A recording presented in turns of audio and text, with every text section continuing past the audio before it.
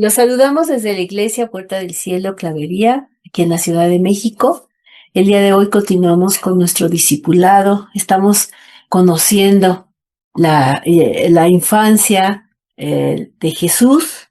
Acabamos de ver la infancia de Jesús. Vamos a ver qué es lo que dice la palabra acerca de su juventud el día de hoy. Así es, así es. Recuerden que estamos viendo todo esto exclusivamente con la palabra de Dios. No nos estamos metiendo con filosofías, con ideas, con nada. Exclusivamente lo que la palabra de Dios nos está hablando acerca del tema, ¿verdad? A veces es un poco escueto, pero es la palabra de Dios. Dios quiere que aprendamos esto es lo que aprendemos, ¿verdad? Bueno, entonces vamos a ver la juventud de Jesús y vemos que la característica principal a esta edad del Señor Jesús estaba sujeto a sus padres. Dice Lucas 2:51, descendió con ellos, volvió a Nazaret y estaba sujeto a ellos, y su madre guardaba todas estas cosas en su corazón. Entonces, vemos que Jesús en su adolescencia, en su juventud, él estaba sujeto a sus padres. Él hacía lo que sus padres le decían que hiciera. Él estaba pegado a lo que hacía, lo que estaban en su casa, pues. Y sabemos que incluso él, pues, aprendió el oficio de José, de su padre, que era carpintero o algo así. Entonces, para eso, pues, se necesitaba convivir, ¿verdad? Un discípulo era una persona que vivía ahí con el maestro y estaba todo el tiempo con él aprendiendo el oficio. Entonces, Jesús aprendió de esa manera de José, ¿verdad? Aprendió el oficio de su padre José. Esto en concordancia con lo que dice la palabra en el Antiguo Testamento, en Lucas 20:12, dice, honra a tu padre y a tu madre para que tus días se alarguen en la tierra que Jehová tu Dios te da. Entonces, conforme a esto, el Señor Jesús estaba honrando a su padre y a su madre, estaba sujeto, sometido a lo que ellos decían. Claro. Y en la palabra solamente encontramos acerca de este periodo que crecía en sabiduría y en estatura. Eso lo vemos en Lucas 2:52, donde dice, y Jesús crecía en sabiduría y en estatura y en gracia para con Dios y los hombres. Esto pues nos remite a saber que el Señor tenía gracia, el Señor Jesús, bueno, como jovencito, tenía gracia delante de Dios, pero también, o sea, eso se reflejaba en su persona y también tenía gracia delante de las personas, de los hombres. Entonces ellos se daban cuenta de que estaba dando un testimonio, ¿no? Tenía una actitud correcta y pues eso se notaba. Entonces, eso es lo que nosotros tenemos que identificarnos con él, que podamos tener esa gracia delante de Dios y de los hombres. En su naturaleza humana, el Señor Jesús seguía el desarrollo de cualquier jovencito que pudiera crecer en ese tiempo con todo lo que implicaba, la obediencia que tenía a sus padres y pues el desarrollo que iba teniendo en el aprendizaje y todo. Entonces, porque dice la palabra de Dios en Hebreos que por lo cual debía ser en todo semejante a sus hermanos para venir a ser misericordioso y fiel sumo sacerdote en lo que a Dios se refiere para expiar los pecados del pueblo. Pues esto nos quiere decir que el Señor, pues al hacerse hombre, pues sufrió y vivió y pasó todo lo que cualquier niño y joven tuvo que haber pasado para poder entendernos, o sea, como ser humano, con hambre, con sed, con sueño, con todas las necesidades primarias de cualquier persona, y que eso le permitió pues conocer la vida del ser humano y poder entenderlo para que ahora nosotros también tengamos esa confianza de acercarnos a él, porque él nos entiende, él sabe, él vivió aquí en la tierra y sintió y experimentó lo que todos experimentamos.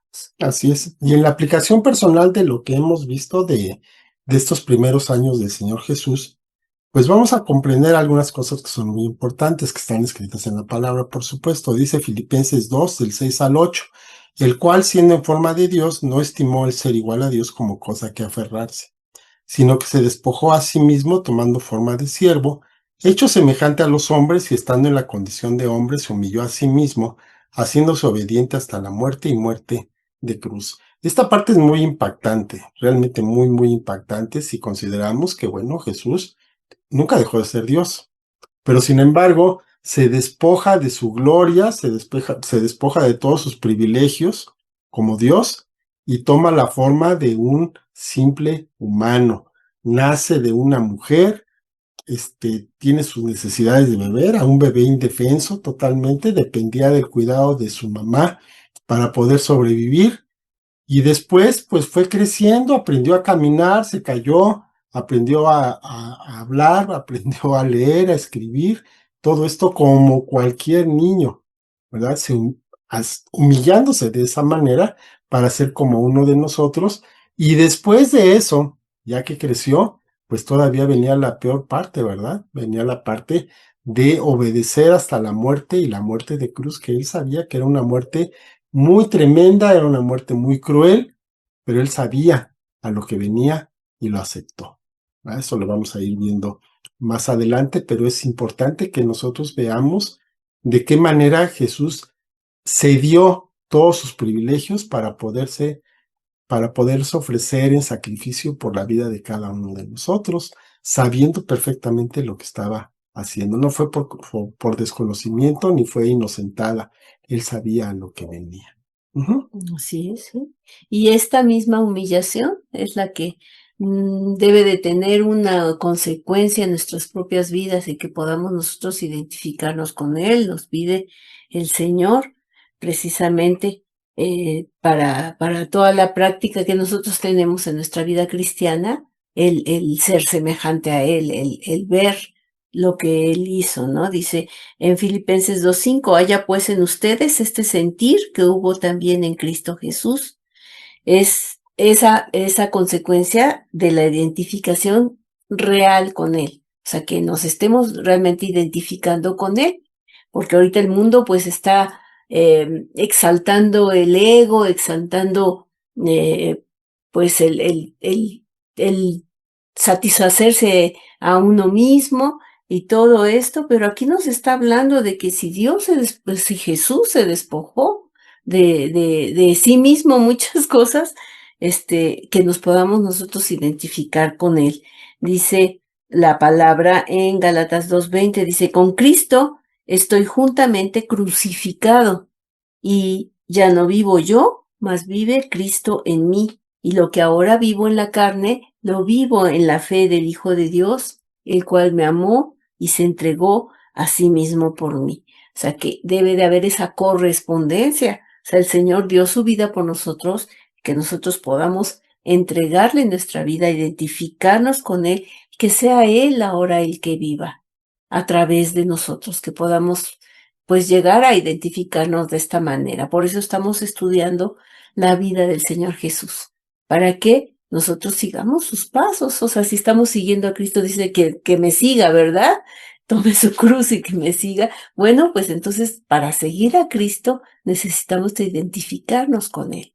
Y en esto, en esa humillación, en el dejar el ego a un lado y permitir que sea el Señor el que nos instruya y que nos guíe para que vivamos.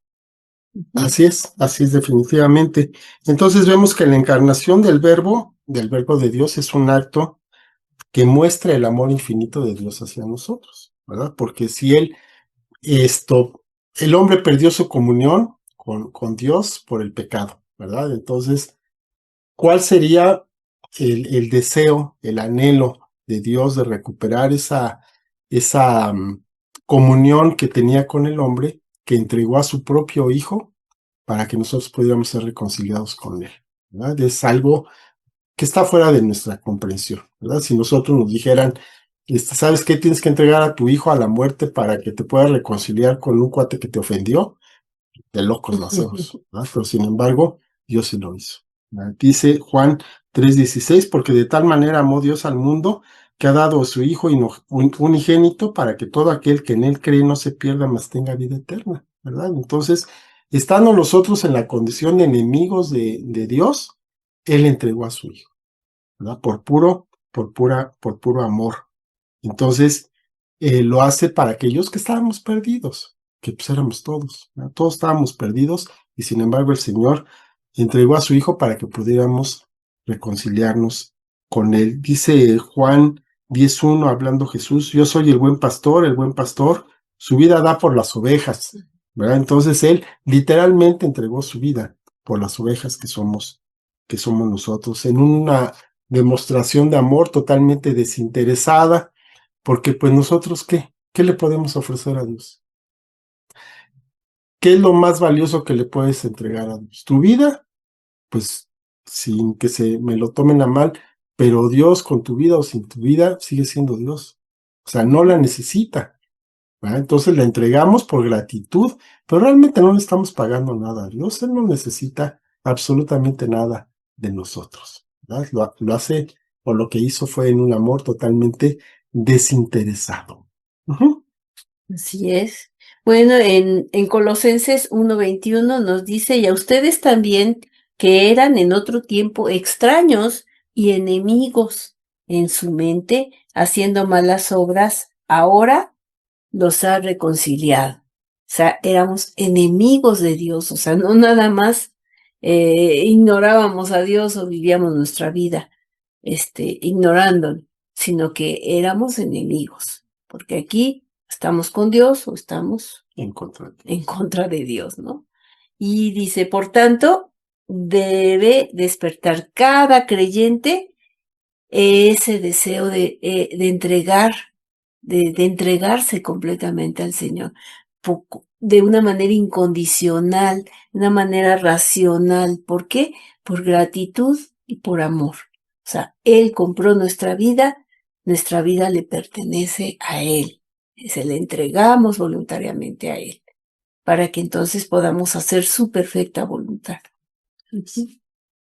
Y dice, primero a Dios, o sea, primero hacemos esto para Dios, dice Romanos 12:1. Así que, hermanos, les ruego por las misericordias de Dios que presenten sus cuerpos en sacrificio vivo, santo, agradable a Dios, que es su culto racional. O sea, de una manera racional, de una manera voluntaria, de una manera consciente, nosotros entregamos nuestra vida al Señor. Antes esos miembros que eran para el pecado, ahora los vamos a entregar para santificación para el Señor.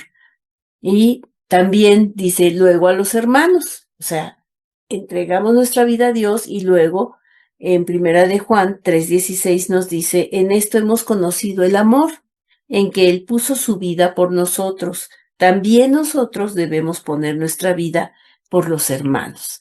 Es decir, que el Señor nos está pidiendo que además de que tengamos esa relación directa con Él, también extendamos este sentimiento, este sentir hacia nuestros hermanos, como un padre que quiere que todos sus hijos estén unidos, que todos sus hijos se apoyen, se ayuden, se amen.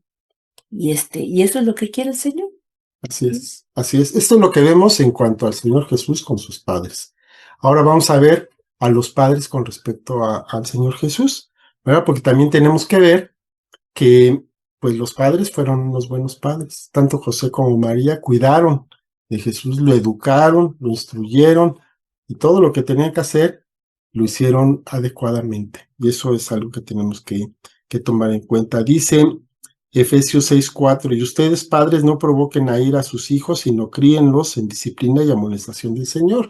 Eso es algo que nos hace falta ver en estos tiempos, ¿verdad? Vemos que los muchachos se ponen muy difíciles, decimos que nadie los entiende, que hay una brecha, siempre la ha habido.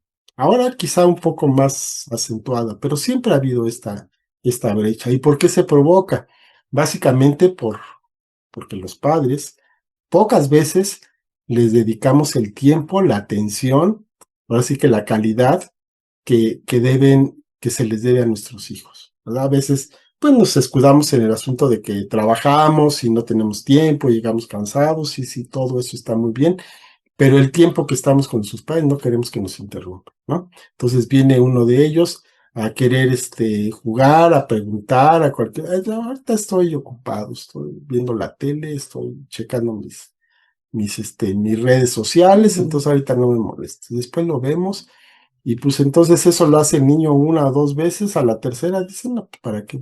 Si en mi caso me va a hacer, ¿no? Entonces muchas veces provocamos no exactamente a ira, pero sí a decepción, a desilusión, y de esa manera se van apartando. Normalmente el niño no es el primero en hacerlo, quien lo hace es el padre, ¿verdad? Dice Colosenses 3:21, padres, no exasperen a sus hijos para que no se desalienten.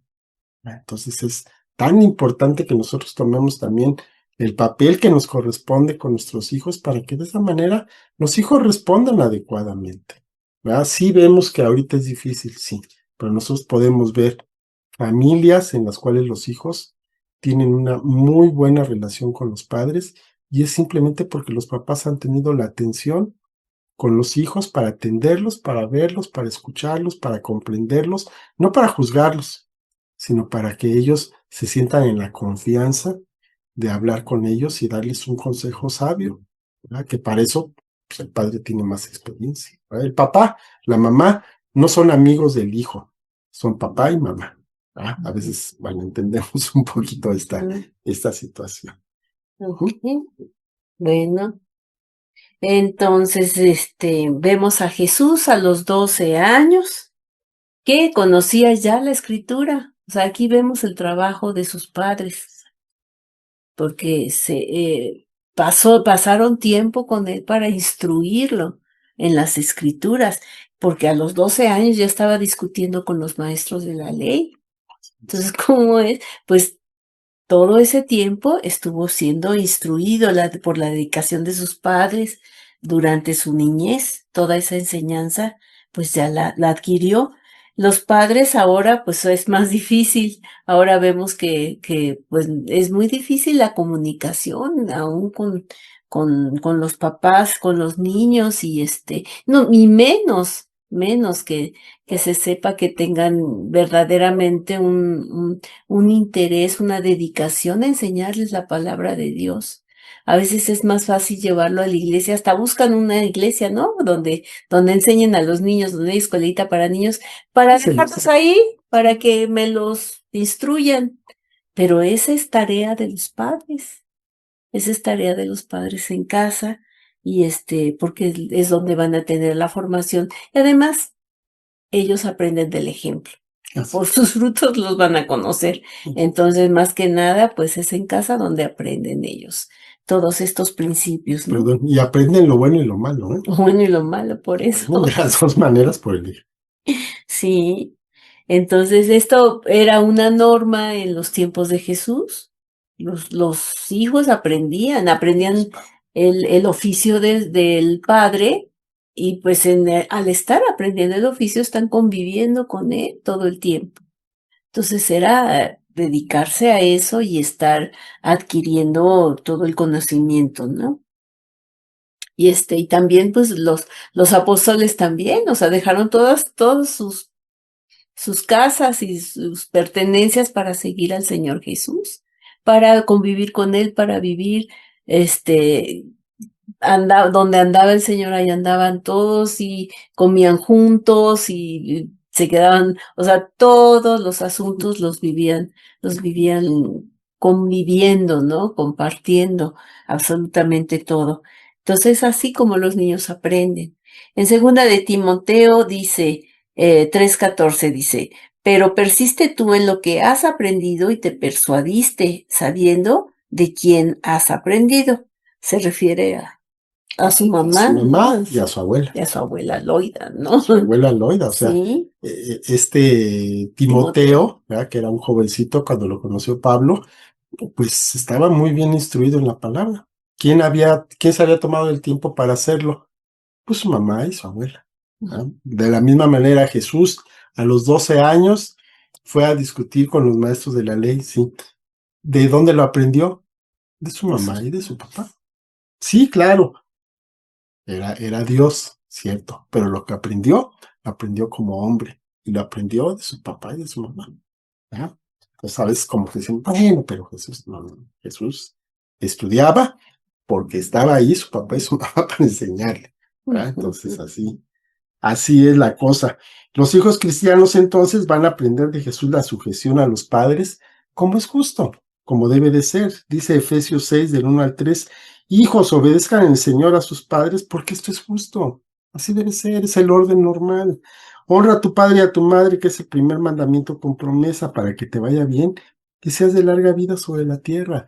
Te conviene, te conviene obedecer a tu padre y a tu madre, ¿verdad? Vemos que esta ley se cumple siempre. Vemos a personas que no son creyentes, pero que sin embargo honran a su padre y a su madre, les va muy bien.